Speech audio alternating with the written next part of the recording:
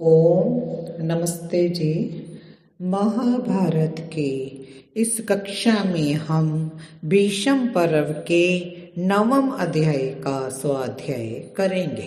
पिछली कक्षा में हमने जाना था कि रणभूमि में क्षेत्र के मैदान में कौरव और पांडवों का युद्ध चल रहा है और भीष्म जो है रणभूमि में कलिंग जो देश के योद्धा हैं कौरव की तरफ से उनके साथ बहुत ही भीमसेन का युद्ध अत्यंत भयंकर चल रहा है। आगे आज हम जानेंगे कि भीमसेन शक्करदेव भानुमान और केतुमान का वध करते हैं और बहुत से सैनिकों का संहार करते हैं। संजय कहते हैं महाधनुर्धर कलिंगराज तथा शक्करदेव नाम से विख्यात उसका महारथी पुत्र दोनों मिलकर पांडुनंदन भीमसेन पर बाणों का प्रहार करने लगे।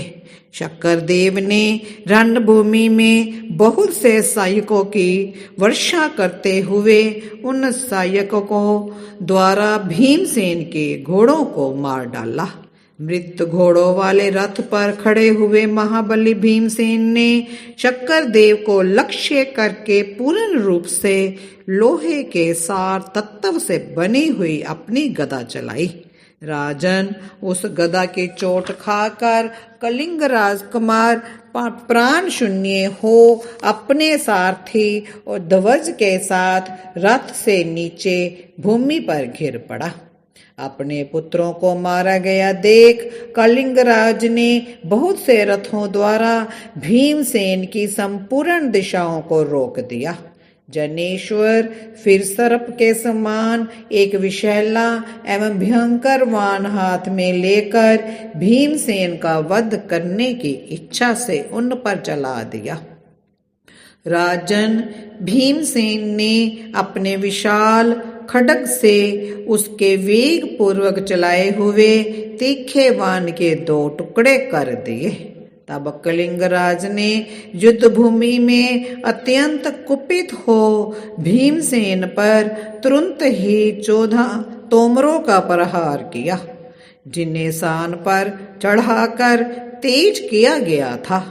राजन, अपने पास पहुंचने से पूर्व ही महाबाहु पांडु कुमार ने बिना किसी घबराहट के अपनी श्रेष्ठ तलवार से सहसा उन्हें आकाश में ही काट डाला। ये देख भानुमान ने अपने बाणों की वर्षा से भीमसेन को आच्छादित करके आकाश को निनादित करते हुए बड़े जोर से गर्जना की। भीमसेन उस महासमर में भानुमान की वह गर्जना सह न सके। उन्होंने और भी अधिक जोर से सिंह के समान दहाड़ना आरंभ किया। उनकी उस गर्जना से कलिंगों की वह विशाल वाहिनी संत्रस्त हो उठी। भरत श्रेष्ठ उस सेना के सैनिकों ने भीमसेन को युद्ध में मनुष्य नहीं कोई देवता समझा। आर्य महाबाहु भीमसेन जोर जोर से गर्जना करके हाथ में तलवार लिए वेग पूर्वक उछलकर गजराज के दांतों के सहारे उसके मस्तक पर चढ़ गए। इतने में ही कलिंग राजकुमार ने उस पर शक्ति चलाई, परंतु भीम ने उसके 2 टुकड़े कर दिए तथा अपने विशाल खड्ग से भानुमान के शरीर को बीच से काट डाला। इस प्रकार गजारूढ़ होकर लड़ने वाले कलिंग राजकुमार को मारकर शत्रु दमन भीम ने भार सहने में समर्थ अपनी भारी तलवार को उस हाथी के कंधे पर भी दे मारा। कंधा कट जाने से वह गज यूथपत्ति चिंघाड़ता हुआ समुद्र के वेग से मगन होकर गिरने वाले शिखर युक्त पर्वत के समान धाराशायी हो गया।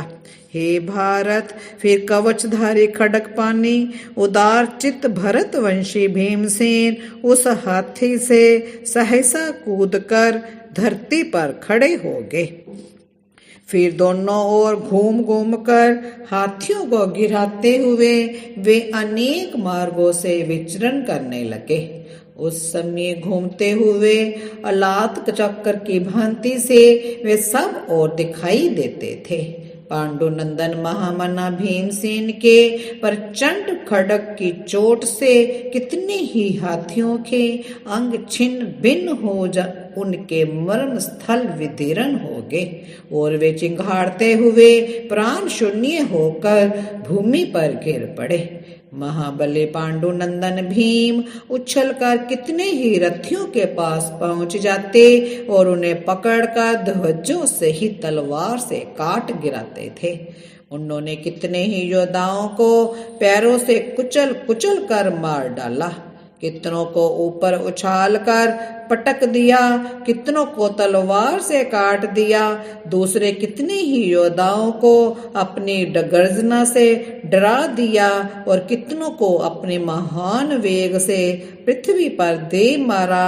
दूसरे बहुत से योद्धा उन्हें देखते ही भय के मारे निष्प्राण हो गए।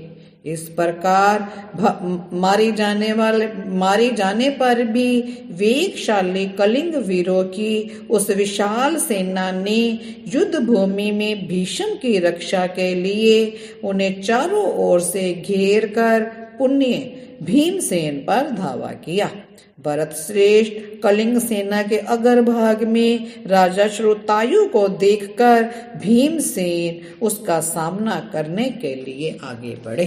उन्हें आगे बढ़ते देख अमीर आत्मबल से संपन्न कलिंगराज श्रुतायु ने भीमसेन की छाती में 9 बाण मारे।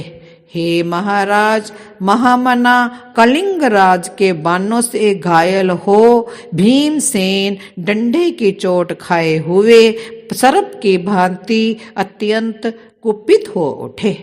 तब बलवानों में श्रेष्ठ कुंती पुत्र भीमसेन ने क्रुद्ध हो अपने सुदृढ़ धनुष को बलपूर्वक खींचकर लोहे के 7 बाणों द्वारा कलिंगराज श्रुतायुध को घायल कर दिया।